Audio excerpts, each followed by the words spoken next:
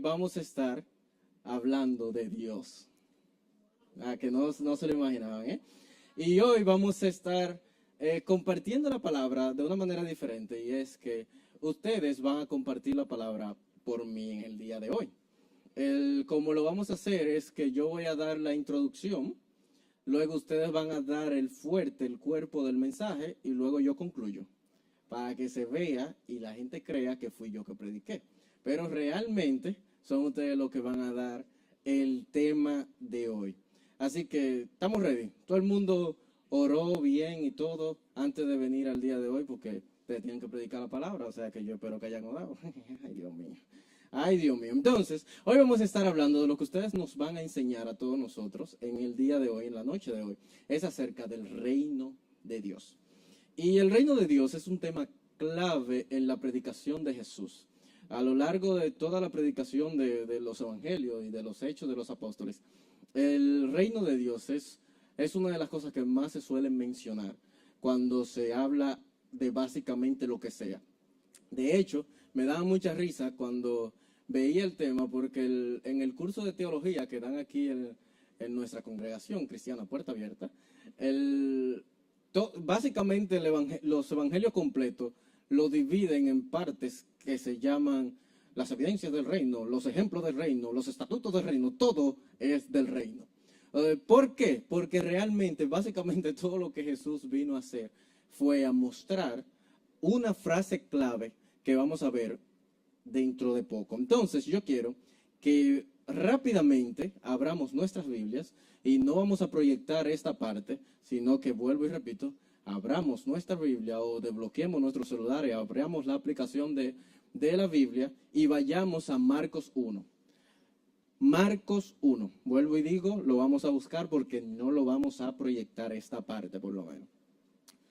Lo estamos buscando, ¿no? En la Marcos.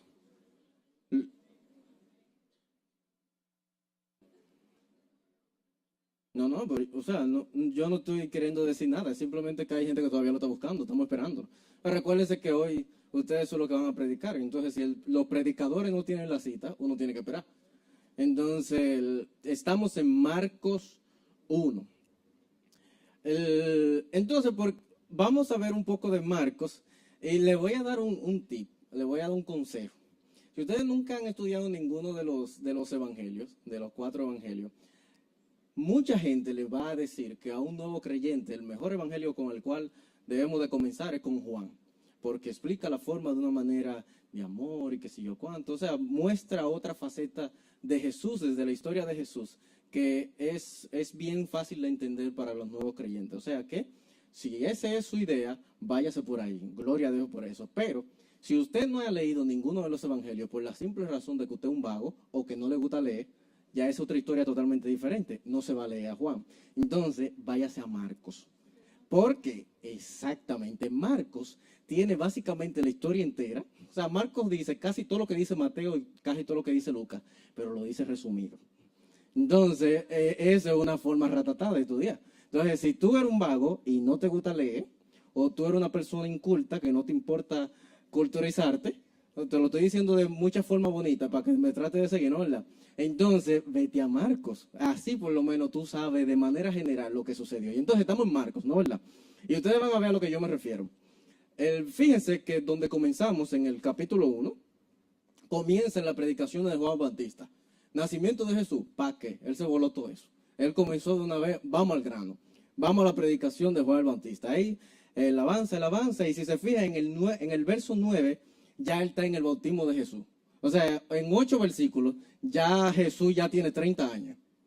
Ese Marco un monstruo.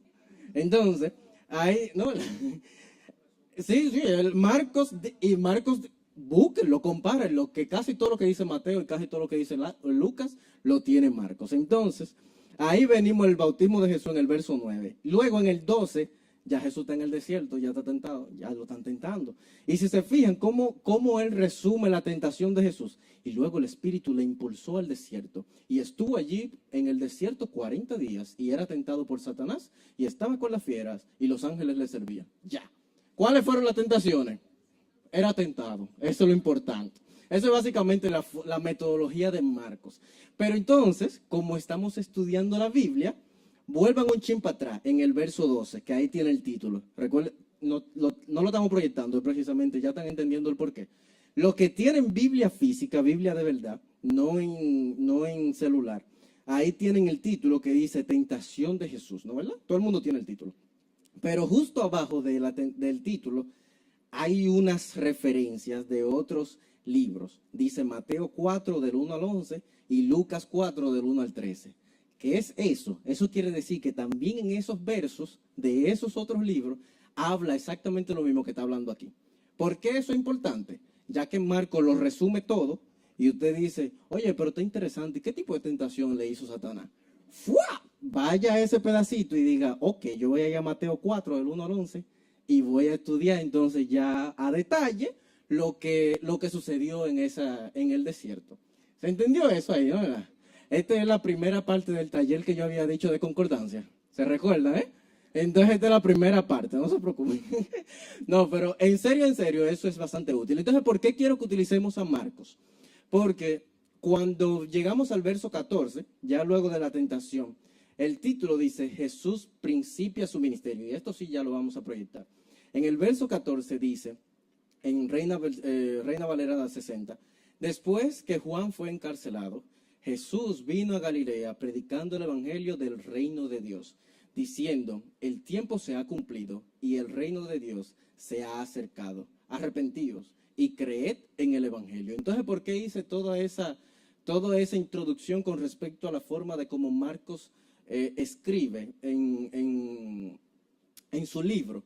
Es precisamente porque este verso 15, lo que dice con respecto a cómo Jesús inicia su ministerio, es básicamente el resumen de toda la predicación de Jesús. Eso es básicamente lo que Jesús se la pasa diciendo de alguna forma u otra. El tiempo se ha acercado, el reino de Dios se ha acercado, arrepiéntanse y crean el evangelio. Básicamente, esos 4 puntos, él los va tratando y repitiendo de algunas formas, de formas diferentes, de forma que lo presenta, que sea más clara para la gente, pero que se entienda que esos 4 puntos, que el tiempo llegó, que el reino de Dios se acercó, que hay que arrepentirse y que hay que creer en el evangelio, eso no se podía quedar. Entonces, de esos 4 puntos, hay 3 que son obvios. El tiempo se ha cumplido. Se acabó el tiempo. ¿Quién no entiende eso? Eso es como obvio. Se acabó el tiempo. O sea, aléjense de la mentalidad de lo que está sucediendo en este momento. Yo no estoy hablando de apocalipsis ni nada de eso. O sea, cuando usted le dice se acabó el tiempo, usted sabe lo que le están diciendo, que se acabó el tiempo, ya no hay más tiempo. Si usted está cogiendo un examen y le dice se acabó el tiempo, ¿qué usted hace? Ya, entrega el mensaje. ¿Quién dijo?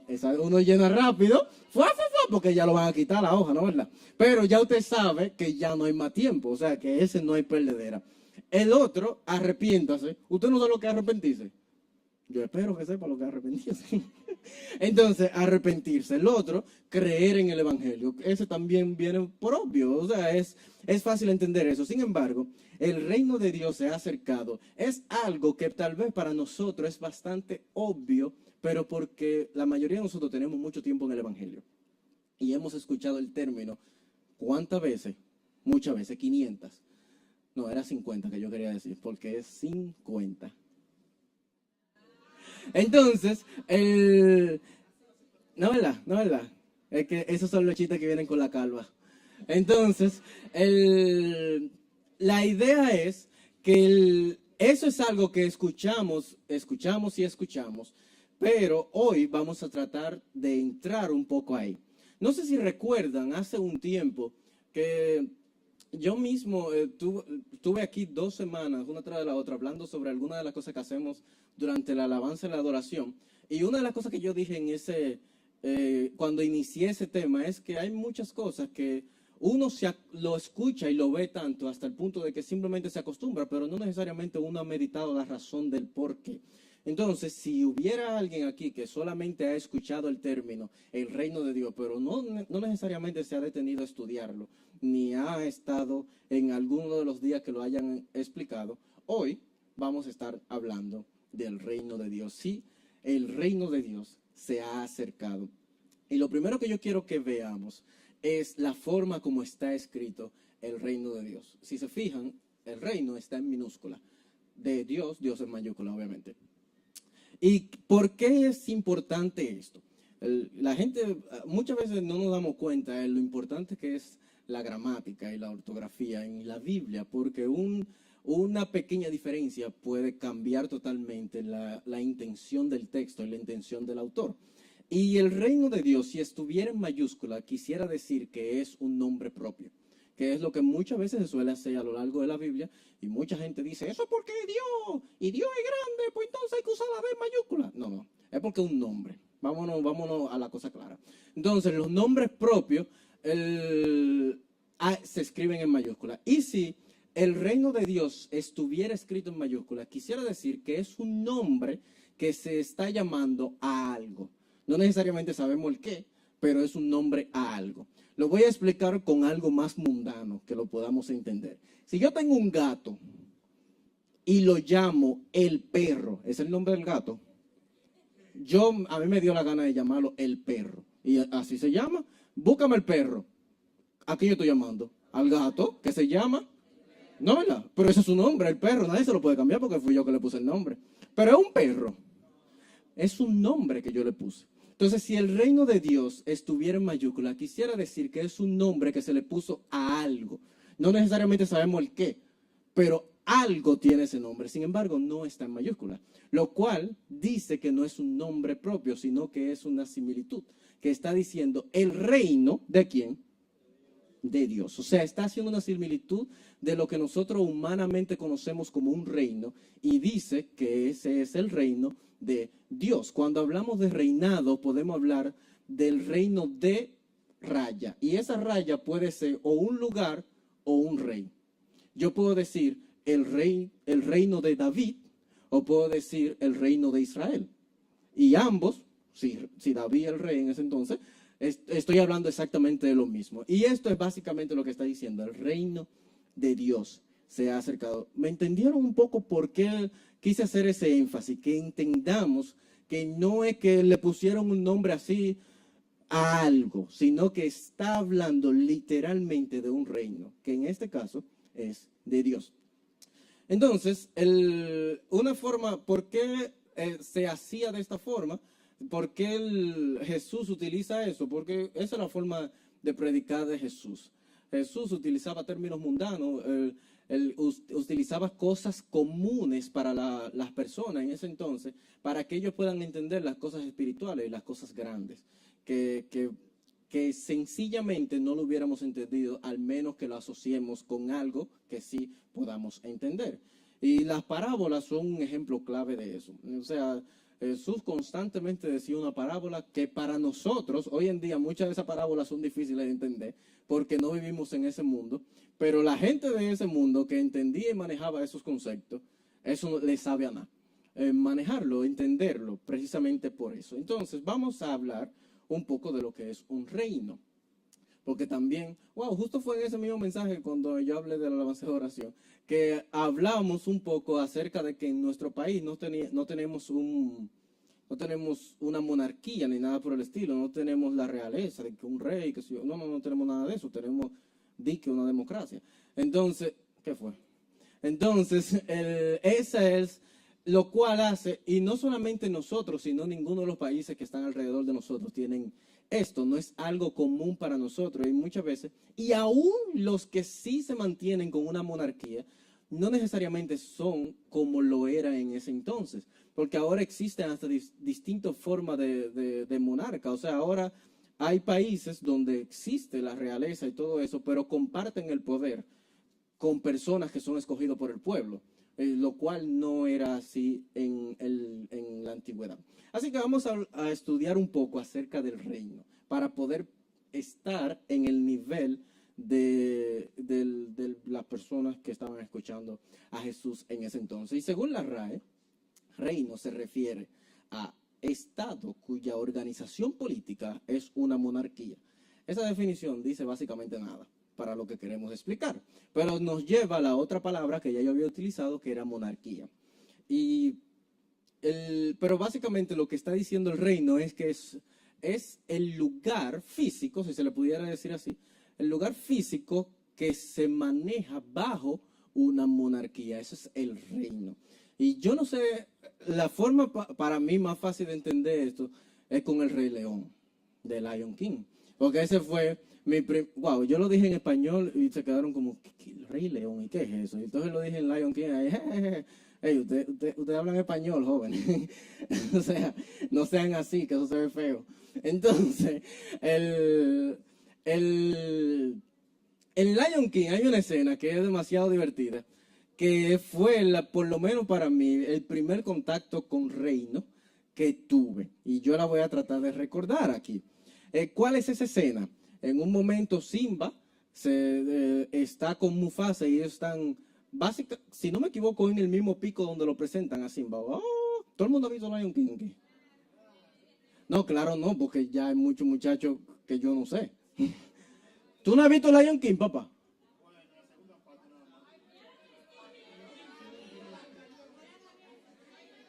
¿Y de que él no ministra él? Así no, se tiene que arrepentir. ¿Qué? ¿Qué fue? Miguel David. Esa, porque yo esperaba eso, tal vez de un muchacho con 14 años. Bueno, tiene un poco de sentido. Y mira que no salió otra, salió la misma versión, pero en 3D hace unos años. O sea que nadie tiene excusa. Pero en esta escena de Lion King, para los que no se recuerdan, ellos están en el mismo pico donde lo presentan y están Mufasa y Simba hablando y Mufasa le dice, todo lo que toca la luz es nuestro reino. Y Simba dice, wow, y lo que está en la oscuridad, pedazo de animal, no te acaban de decir que es lo que toca la luz, o sea que lo demás no es tuyo, es como tan obvio eso, a mí me da mucho pique esa escena, pero a la vez es eso a lo que se refiere. ¿Y por qué un animal? No es un animal. Ok. No, para ver si estamos hablando de dos películas diferentes. Entonces, pero a mí me da mucha risa esa escena, pero a la vez, ese es el primer contacto con reino, porque eso es precisamente lo que es el reino. Todo el espacio físico donde tú puedes gobernar. Básicamente vamos a decirlo así. Ahí Simba pregunta por el lugar de las sombras. Y le dijeron, mi hermano, eso no le corresponde, porque le dije que lo que toca la luz es lo que nos corresponde a nosotros. Entonces, eso es el reino. Y en la historia de Israel, tenemos que ir un poco a historia, y durante el reino de Israel vemos que sucedió exactamente lo mismo.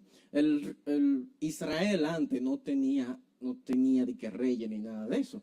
Él no se manejaba con eso, sino que siempre Dios levantaba a un líder de alguna forma que guiara al pueblo para hacer algo. Esa era la forma como se manejaba el pueblo de Israel, que eso eran los jueces que vemos en la Biblia. Esos fueron, antes de los jueces ya Dios había levantado varios líderes, pero en el libro de jueces es donde vemos como esa secuencia de un líder tras otro.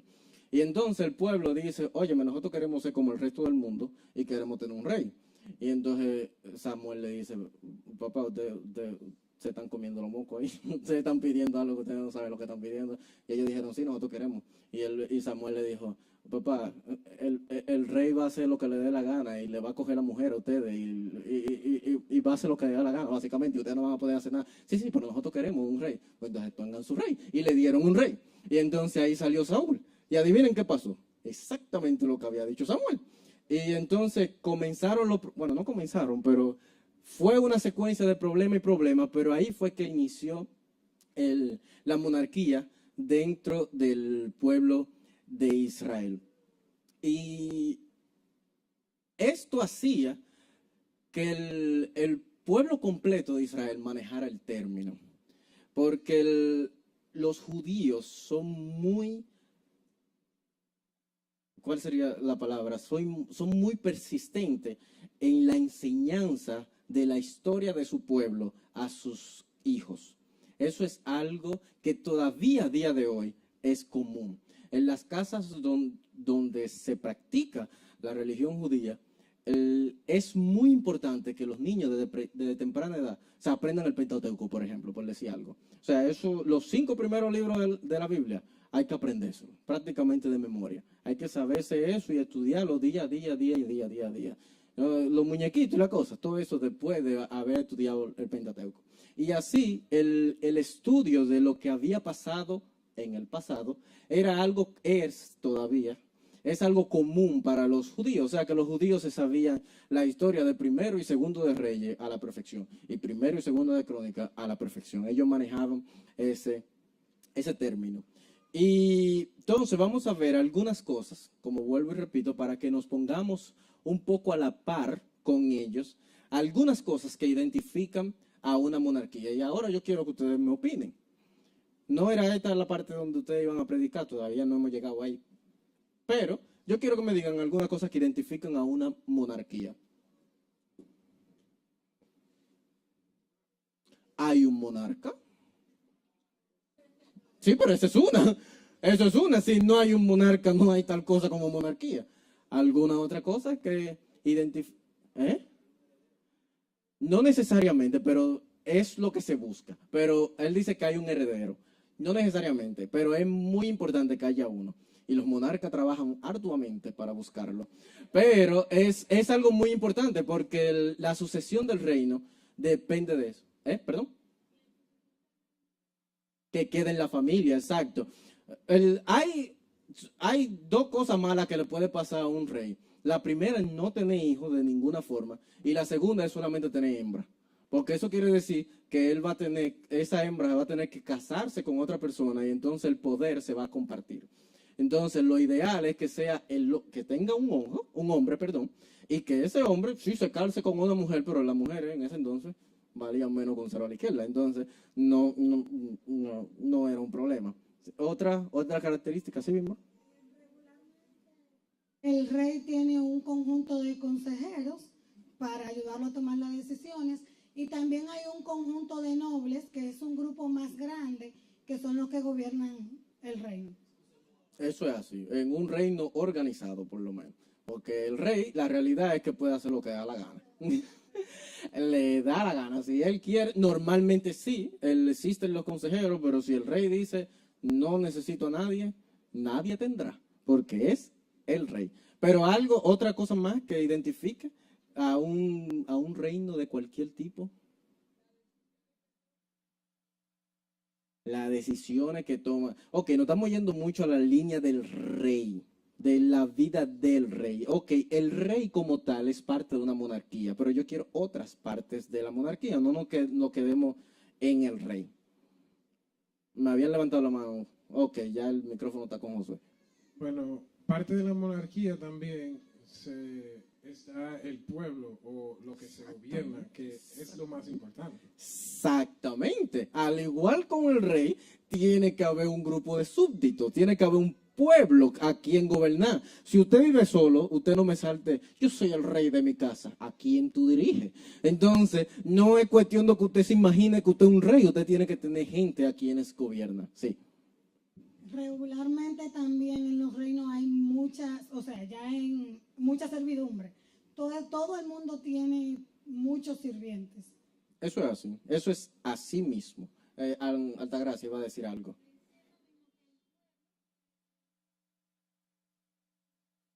Pagar tributos al rey. Exacto, lo impuesto, que nosotros también pagamos, aunque no tenemos una monarquía, y que no sirve para nada porque no lo vemos para atrás. Entonces, pero sí, esas son partes de una monarquía. Otra parte, como ya dijimos, de una monarquía es el reino. Tiene que haber un espacio físico que él gobierna. Yo no puedo imaginarme que soy rey de estas personas y no tener un espacio donde yo pueda decir, este es mi reino. También otra cosa importante cuando se habla de monarquía y de reinados es la duración. Eso también es una clave. Si van a estudiar cualquier tipo de rey que haya pasado, ya sea en la Biblia o en Wikipedia, por cualquiera uno de los que haya pasado en la historia reciente, una de las cosas que va a ver es que va a enfatizar cuántos años duró su reinado. Porque la duración también es importante. Los reyes, por alguna razón, no por alguna razón, tiene sentido, pero quieren durar, no voy a decir la vida entera, porque es la vida entera, pero quieren durar mucho, igual como la reina de Inglaterra que tiene ahora mismo. Entonces, pero eso es parte importante de la monarquía. Y si lo tratamos de asociar con el reino del cual estamos hablando, con Dios, con la monarquía de la cual como estamos en la iglesia, obviamente tenemos que hablar, ¿no?, de Dios y de todo lo que tenga que ver con él. Entonces, hay un monarca, hay un rey, ¿no? ¿Hay alguien que lo dude que hay un rey en todo esto? Tú lo dudas eso. No, es a ti mismo, no mires para atrás. Tú lo dudas eso. Tú lo dudas eso. Tú no lo dudas. ¿Tú lo dudas o no lo dudas? Tu vida depende de eso. ¿Tú lo dudas o no lo dudas? Ok, él no estaba prestando atención, entonces yo quería que él... Entonces ahora ustedes van a ver que él me va a prestar atención. Ahora el resto, yo no sé ustedes, pero él me va a prestar atención. Entonces, la realidad es que tenemos un monarca, hay un rey que gobierna, que es Dios. También otra parte de la monarquía son las leyes. Eso también es otra cosa que suele suceder. Y una de esas leyes que siempre va de la mano es la que ya hablamos del tributo que hay que pagar. Y también en nuestra monarquía en la que estamos, también hay leyes. Si vamos a Isaías 48, 17 al 18, en Nueva Traducción Viviente dice: esto dice el Señor, tu Redentor, el Santo de Israel. Yo soy el Señor tu Dios, que te enseña lo que te conviene y te guíe por las sendas que debes seguir. Si solo hubieras hecho caso a mis mandatos, entonces habrías tenido una paz que correría como un río manso y una justicia que pasaría sobre ti como las olas del mar.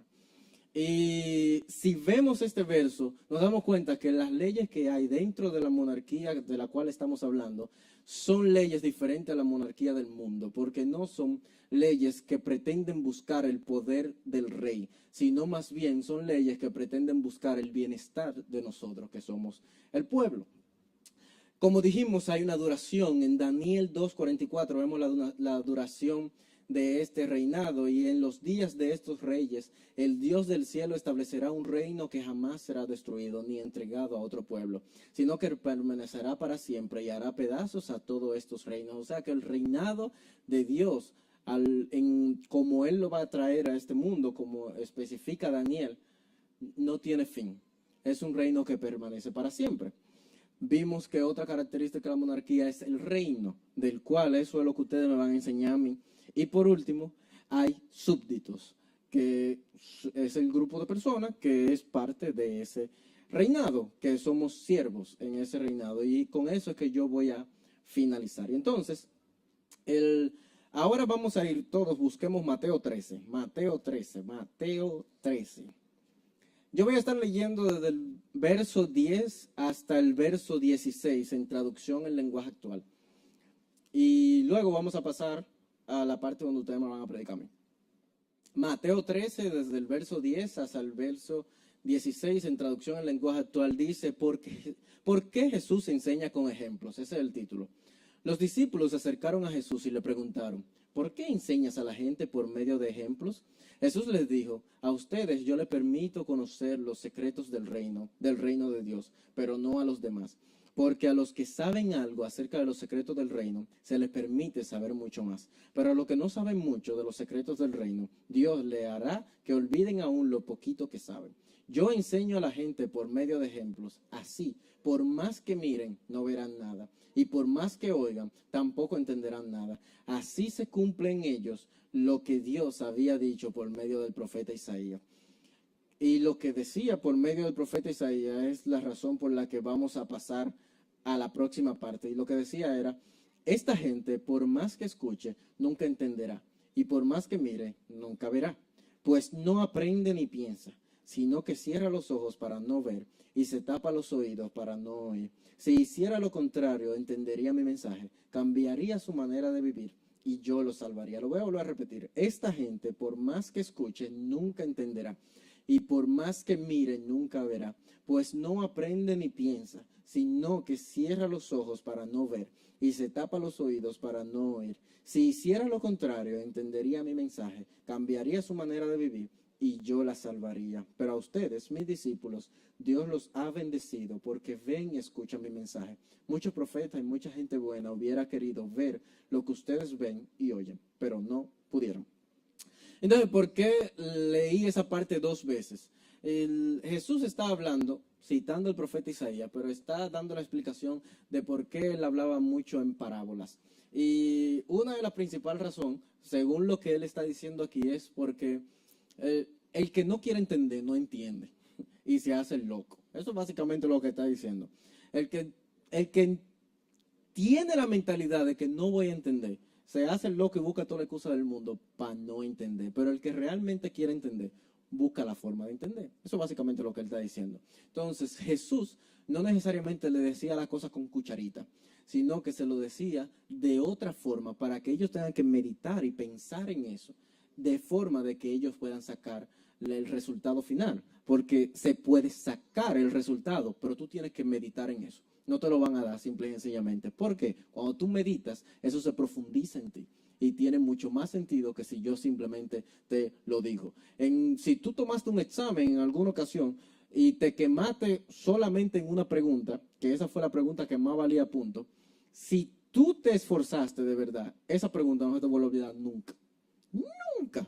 O sea, si de verdad tú le diste mente, y no te llegó en medio del mensaje, en medio del examen, y entonces pusiste lo que sea, porque hay que llenar algo, ¿no? ¿Verdad? No dejen examen en blanco, pongan lo que sea, hasta papa, escriban, pero nunca dejen examen en blanco, escriban lo que sea, que el profesor se tenga que ganar su sueldo ahí, diciendo, mira qué tú pides, aunque sea eso.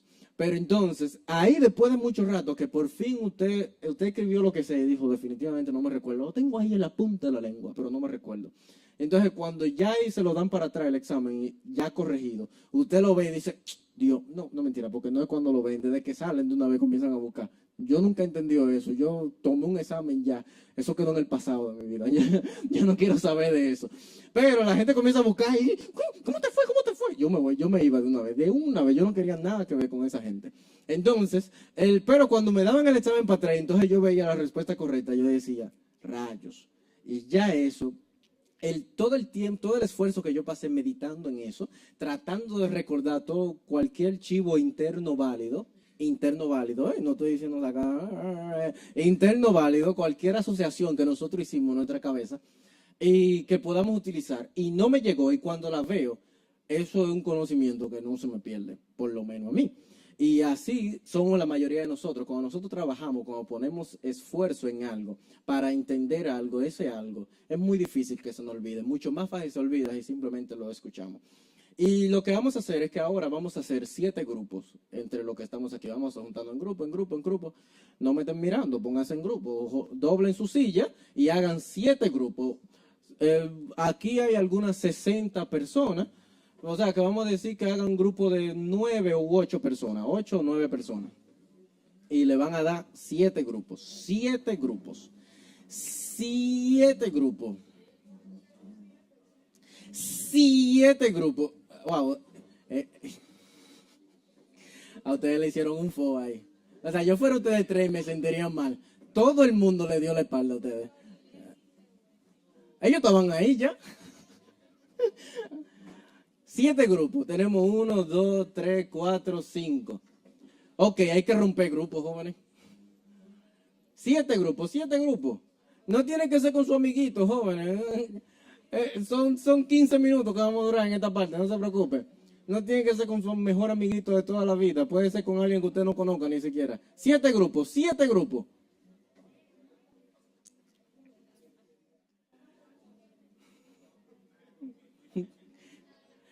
Ahí, todo lo que está en este medio ahí, desen la vuelta y ya ahí son un grupo. Ustedes 2, allá, ustedes 2, desen la vuelta y Christopher también, y ya son un grupo. Está bien, pero si él se da la vuelta, ya ahí tenemos otro grupo más. No es tan difícil, jóvenes. Por eso que nosotros no dejamos que ustedes armen su grupo cuando hacemos cosas. Lo forzamos nosotros, los grupos. Tenemos 1, 2, 3, 4, 5, 6. Me falta uno. Ya yo desarmé este grupo, entonces lo mismo de este lado.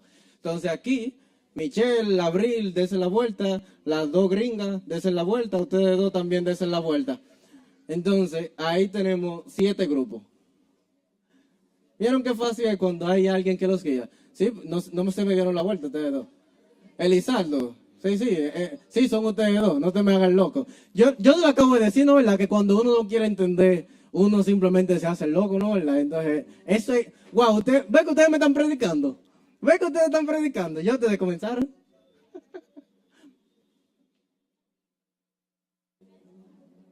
Todo el mundo está en un grupo, no se me queden fuera, acérquense aunque sea un grupo o algo. Ok, entonces, 1, 2, 3, 4, 5, 6, 7. Wow, qué preciosos se ven, hermosos, hermosos. Entonces, lo que vamos a hacer ahora es que vamos, en cada grupo yo les voy a dar una parábola. En cada grupo esta parábola la van a discutir.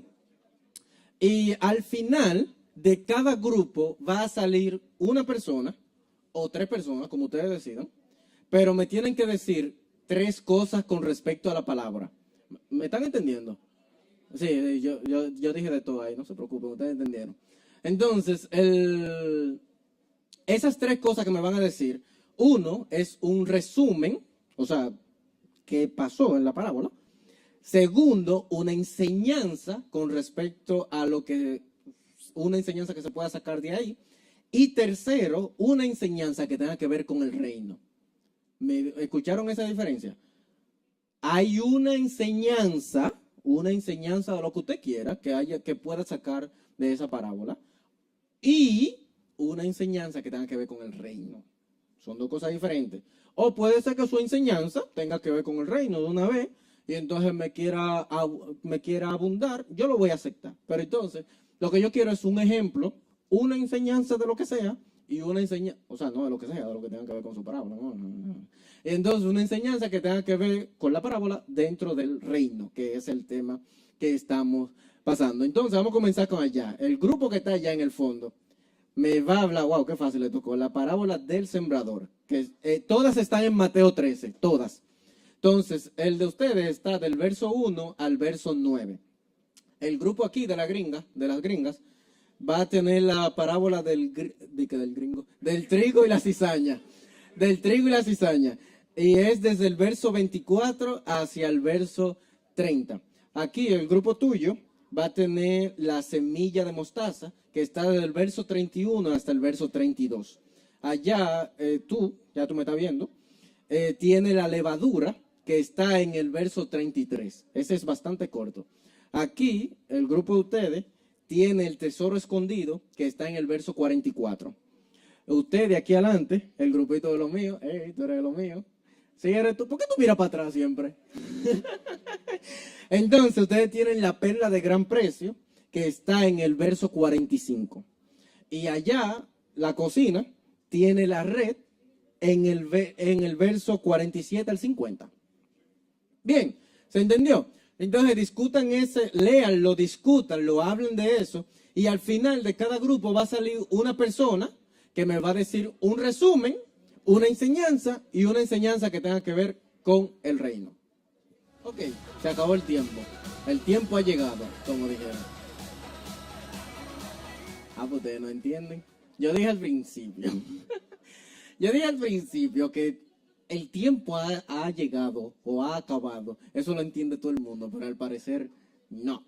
Ok, pero vamos a ir por parte, como dijimos, ustedes van a predicar la palabra. Vamos a ir en el mismo orden como lo dimos. O sea, bla, bla, bla, bla, bla, bla, bla, así mismo, en el mismo orden como lo dimos. Que es básicamente como va el capítulo 13 avanzando. Entonces, tenemos el grupo allá con la parábola del sembrador. Entonces, háblenos de eso. Lamentablemente,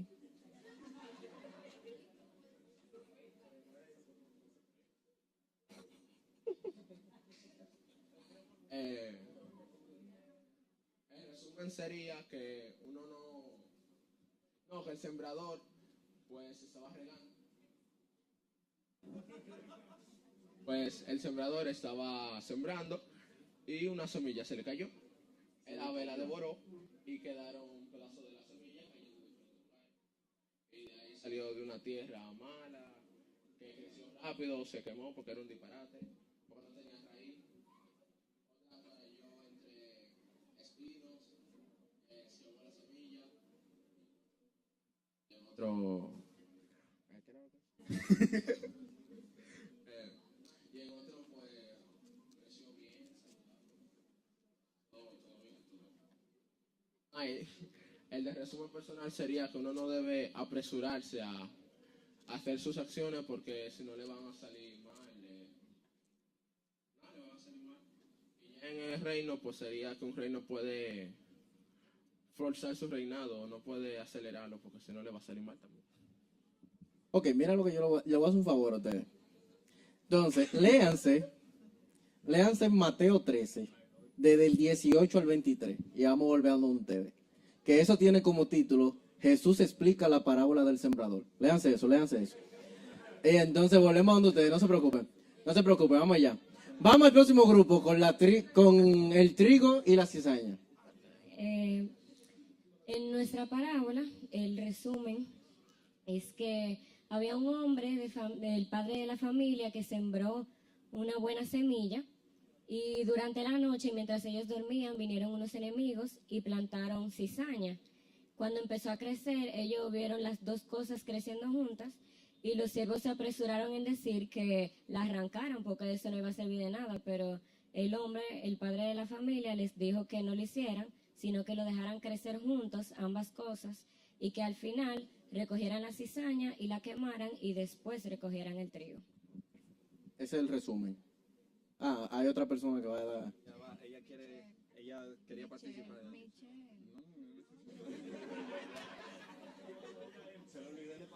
Ah, ok. Pero alguien que le traduzca ahí mismo en el grupo. Que hay muchos gringos. Michelle, ¿va a traducir? No. En cuanto al reino, aquí podemos ver que aquellos que entrarían al reino serían aquellas personas que tengan buenos frutos, mientras que aquellas que no lo tengan serán desechados y no puedan entrar al reino de los cielos. Bien, hizo la enseñanza, muy bien. Vamos con el próximo. ¿Están leyendo el grupo 1 ya en el fondo? ¿Están leyendo los versos que les dije? Porque vamos volviendo de ustedes. ¿Es de verdad? Vamos volviendo de ustedes. Eso está desde en el Mateo 13, del 18 al 23. ¿Es de verdad que vamos a volver con ustedes? Entonces, vamos al tercer grupo que tiene la semilla de mostaza.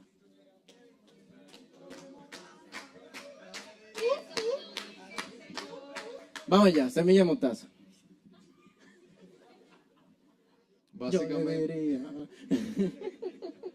Básicamente, la explicación que da la parábola es... No, pero no le explique todavía. O sea, da el resumen. Para que sepamos de qué trata la... Ok, se trata de una explicación o sea, pero ¿qué exacto. ¿qué dice la Biblia? Porque ya está como que... ¿Quieres darla tú? No, ok. La Biblia nos explica sobre un grano de mostaza que hace una semejanza a lo que es el reino de Dios. Si nosotros vemos el reino como algo pequeño, realmente no calaría en nosotros. Más bien, si lo tomamos desde el punto de vista que algo que pensamos que es simple, cuando entras realmente en nuestras vidas, podemos, o sea, el Espíritu Santo trabaja en nosotros y termina siendo ante nuestra familia, por ejemplo, la parte de la mata, decía, hortaliza, vamos a decirlo así, dentro de nuestra familia florecemos como la hortaliza más grande, pero ya en todo el entorno, en el país, en el mundo, venimos siendo como un gran árbol por nuestro ejemplo, el testimonio y todo lo demás que ministramos ante otros y ya otros se posan dentro de nuestras ramas. Perfecto, bien. Eso es básicamente... Falta más. Sí, porque falta la explicación de la parábola. O sea, hubo una mezcla ahí, entonces ya Exacto. yo no sabía dónde preguntar, no quería causar problemas. La parábola trata de un hombre que toma una semilla de mostaza, que aunque es bien pequeña, la siembra, entonces la más grande de las hortalizas, y luego crece un árbol tan grande que las aves hacen nido dentro del árbol. Entonces por eso Reuel explicaba la parte del reino. Bien. Así. ¿Y si tuviera fe? Ese no es el verso que dice eso, ¿eh? Lo asociaron, no es el verso que dice eso, que conste, no, para que no lo anden buscando. Entonces vamos a la parábola de la levadura, en el verso 33. Sí, le falta, genial. La parábola trata sobre una mujer que ella tiene una vasija de harina. Entonces ella coloca levadura y ésta crece. Asociándolo con el reino, como ahorita decía, los reyes o los monarcas normalmente tienen muchas personas debajo de ellos. Y mientras más poder, o sea, quieren siempre alcanzar más poder y mejor ellos se sienten. Entonces, nosotros en el reino del Señor tenemos que hacer lo mismo. O sea, me explico. Tener gente a nuestro servicio para sentirnos más grandes. ¿Eh? Eso fue lo que yo entendí. Para sentirnos bien, ok. No, yo estoy relajando. No te preocupes. El Señor, o sea, la levadura que nosotros como cristianos tenemos que usar es la palabra, orar y siempre buscar al Señor. Porque nosotros, o sea, con eso nos alimentamos espiritualmente y crecemos. Entonces, así podemos dar a los demás todo eso que el Señor nos ha dado. Bien. ¿Sabemos lo que es la levadura? Christopher, dime qué es la levadura, porque tú fuiste el primero que voceaste claro. Ah, no, a tu entender no. Espera. Yo hice una pregunta. Y el claro que tú voceaste, no, es con micrófono. El claro que tú voceaste, yo dije, No, wow, eso- ese tigre ha trabajado con eso- levadura. Eso se usa más cuando en una panadería. No me preguntes, porque tú dijiste claro. No le quites el micrófono. No le quites, Josué, déjalo. Y entonces, para que el pan crezca y se haga más grande, le echan levadura. Eso. Levadura porque eleva. Ustedes no lo entendían. Sí, eso mismo. Y también al arroz. También al arroz se le echa para que tenga más volumen. ¿Es verdad? Sí. ¿Es verdad? Me acabo de enterar, de verdad que no sabía que llegábamos hasta ese punto. Ah, bueno, está ahí. La levadura es un hongo anaeróbico. Pero es así, eso es verdad. Es un hongo. Uno no lo quiere llamar así porque suena desagradable que uno se lo coma. Pero sí, es la realidad. Pero el vino también es a base de... Sí, la cerveza también. La sin alcohol, ustedes saben, ¿no? Entonces, vamos ya. El próximo grupo, el tesoro escondido. Ustedes Sí, tienen. el tesoro escondido.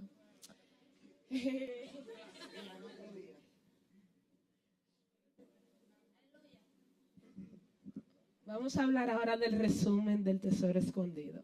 Dice que el reino de los cielos es similar a un hombre que descubre un tesoro escondido, o sea, en un terreno. Va y vende todo lo que tiene para así poder quedarse con el terreno y con el tesoro escondido. Un paréntesis ahí. Ese tipo es mi héroe. Porque el pana no se lo robó. O sea, yo me encuentro un tesoro en una zona por ahí. Mi hermano, patica para que te tengo. Te está claro que no me vuelven a ver ahí ni en pintura. Yo, o sea, en la realidad, ¿tú quieres que mienta aquí? Yo di que iba a vender todo lo que tengo, di que para comprar el terreno, para poder, porque el dueño ni sabe que está ahí. ¿Quién dijo que sabe? Entonces yo le estoy haciendo un favor, para que no se pierda eso.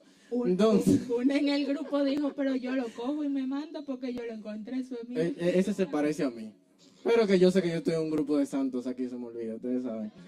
Entonces, vamos al Ok, la enseñanza de la parte. no la enseñanza, una enseñanza. Okay. Porque vamos Una a dejar enseñanza. claro que las parábolas, ustedes se han ido, aún muchos de ustedes se han ido por una vía que no necesariamente fue la que yo tomé cuando estaba estudiándolo recientemente. Y no quiero decir que está mal. O sea que, pero una enseñanza que tú quieres dar con respecto a la parábola, porque eso fue lo que preguntamos. Así que dale para allá. Ok, una enseñanza de esta parábola es que cuando tú encuentras algo que es muy valioso, como el tesoro que encontró este hombre, tú entiendes que tú debes guardarlo y cuidarlo. Entonces, sobre toda la cosa, incluso lo que tú tienes material. Tú querías que acabe, era. Freddy Krueger quería que tú acabes. Dale. Con respecto a una enseñanza del reino, se podría decir que este hombre vio el tesoro como un tipo de inversión. Y como es con respecto al reino, yo quería visualizar como que él vio algo muy especial, digamos, la hija de un pequeño gobierno, que él se dio cuenta de que si él era parte de eso, él podía tener muchos beneficios. Entonces, él, digamos que hace un bulto, vende todo lo que se tiene para presentarse como un buen pretendiente a la hija de ese gobierno. Entonces se casa y él, de mano con la hija, hace que el gobierno prospere, se haga grande y él tiene todos los beneficios. Pero hubo un sacrificio que fue que él vendió todo lo de él para poder conseguir la meta que él quería. ¿Por qué no me sorprende que justo Josué dé el ejemplo de levantarse a la jeva? En serio, ¿por qué no me sorprende eso? O sea, de todas las personas que están aquí, él es el que más pegaba a eso, definitivamente. Entonces, vamos al próximo, que tiene la perla de gran precio. La perla de gran precio trata sobre un mercader de perlas que él encontró o descubrió una perla preciosa que se la estaban vendiendo a un precio muy bueno. Entonces, él fue y vendió todo lo que él tenía para poder comprar esa perla. La enseñanza que yo le veo a eso es que, o sea, si nosotros tenemos algo que para nosotros es de gran valor o queremos alcanzar algo que para nosotros es de gran valor, debemos hacer todo lo necesario y esforzarnos para poder alcanzarlo. Y el reino de Dios, la enseñanza con el reino de Dios es que el reino de Dios es como esa perla preciosa que ya la hemos descubierto. Entonces debemos dejar todo aquello que nos pueda alejar para obtener y llegar al reino de Dios en sí. Amén. Bien ahí. Entonces, la cocina con la red. La red. ¿Tú no te sabes la parábola que ustedes estudiaron? No, de verdad que no me recordaba. No, mentira, yo sabía.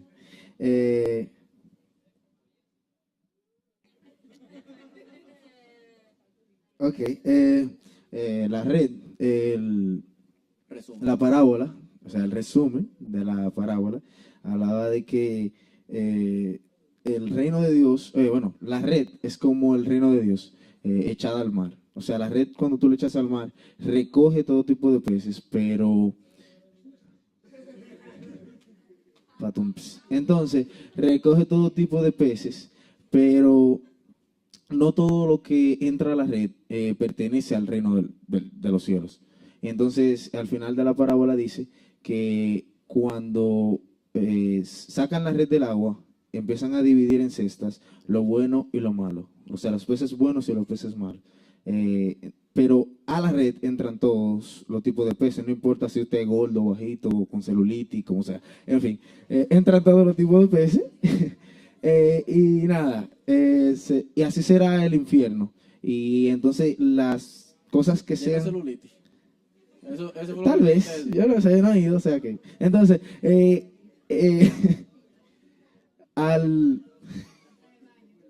al final de la parábola dice que así será el reino de los cielos, perdón, el infierno. Pues ahí será donde las personas que son malas tendrán crujir de dientes y se quemarán en el infierno. Okay. Sí. Entonces, la enseñanza, perdón, en el reino de los cielos caben todos. Todos son atrapados.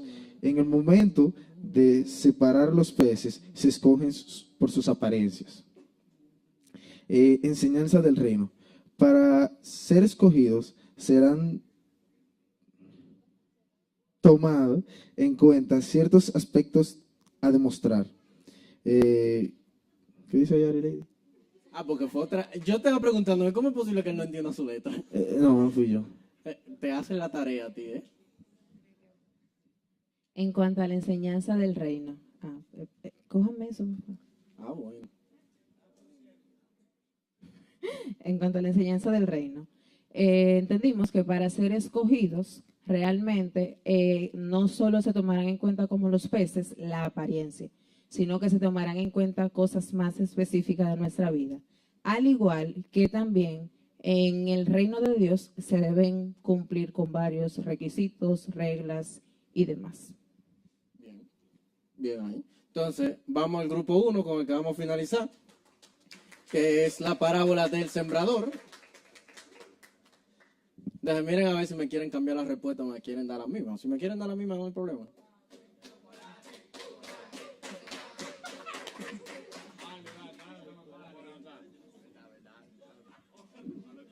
Dale.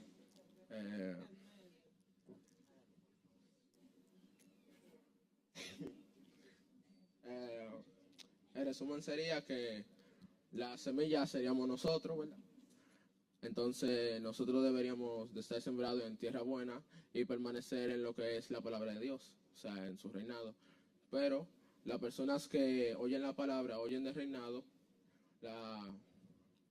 pues la reciben con mucho gozo y mucha alegría, pero ya en el momento pues la botan.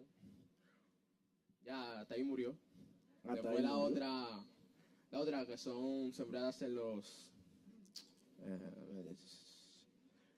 entre los espinos, pues escucha la palabra, pero se deja llevar por los gustos y afanes que tiene este mundo. Bueno, en el siglo en el que estamos viviendo.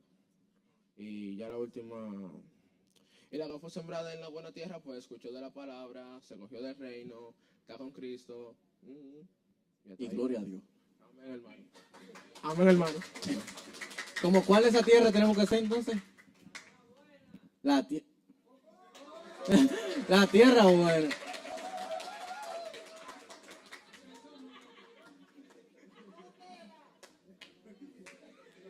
Ey, ustedes son un desastre, jóvenes.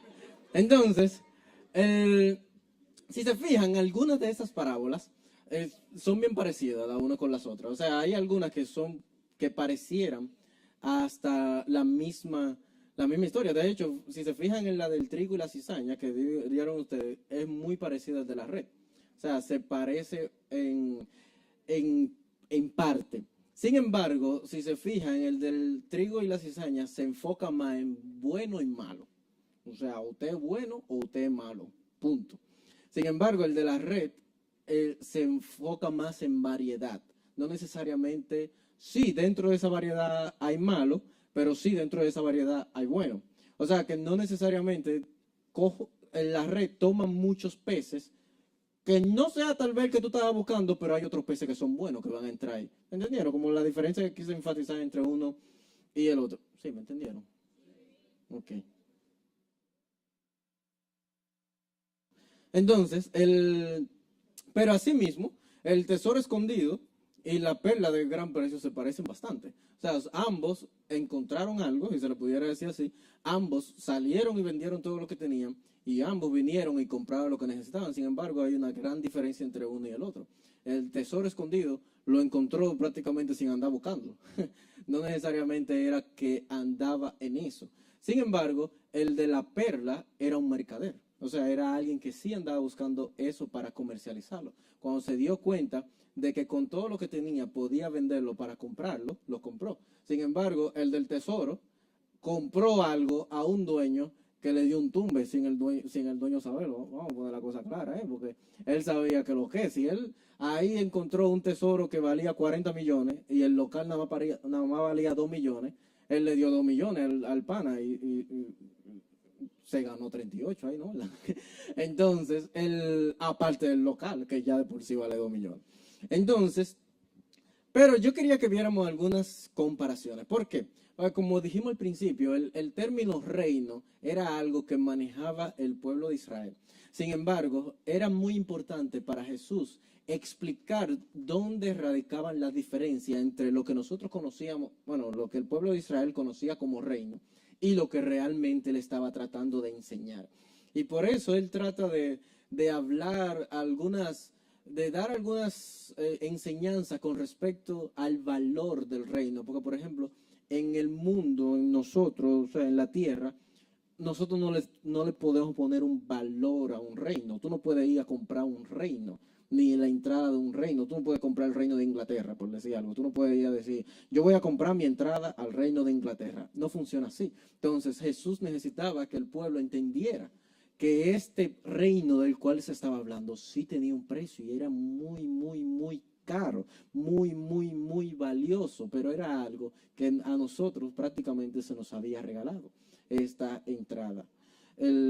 Pero también de la misma forma, el reino, como dijimos al principio, era un terreno físico, lo que se pudiera, este círculo es mi reino, hasta aquí llega. Sin embargo, Jesús está tratando de enseñar que la idea no es dejarlo en este círculo que está aquí, sino expandir, salir a regar esa semilla, a regarlo en todas partes. Y que sí, va a haber parte de esa semilla que va a caer en tierra mala, y va a haber parte que va a caer en el camino, va a haber parte que va qué sé yo cuánto. Sí, eso es verdad, pero nuestro trabajo es salir a regarlo, de forma de que ese reino se pueda expandir.